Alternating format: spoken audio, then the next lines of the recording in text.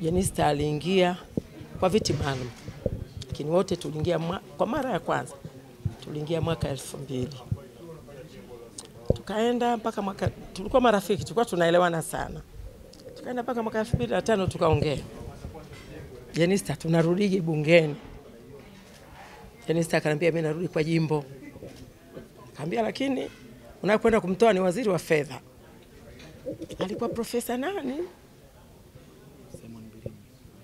Huyo. Na mimi nikamwambia na mimi nakwenda kumtoa waziri wa madini, Daniel Yona.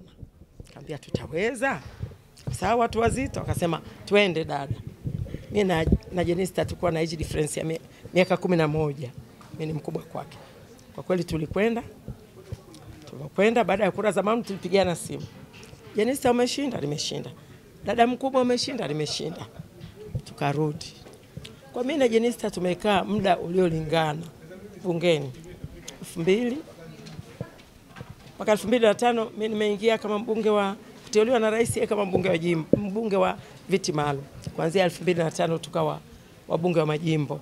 Yeye amekwenda Peramiho mpaka Mungu alipomchukua. Mimi niko Same Mashariki mpaka leo.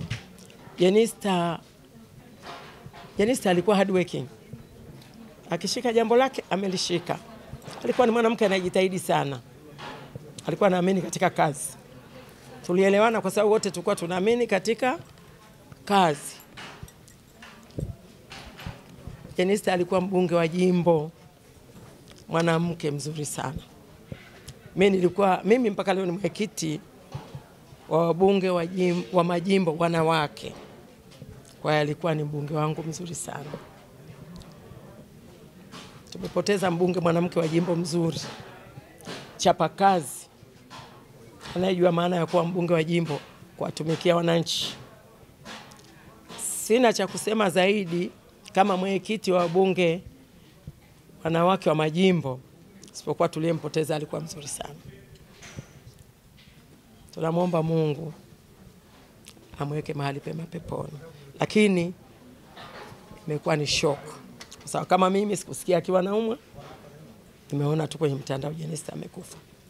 Nilichofanya nilimpigia speaker kuhakikisha, speaker akaniambia ni kweli. Kwa hiyo niko hapa. Nakuja nyumbani kwake. Naomba wote tumuombe Jenista. Asanteni sana.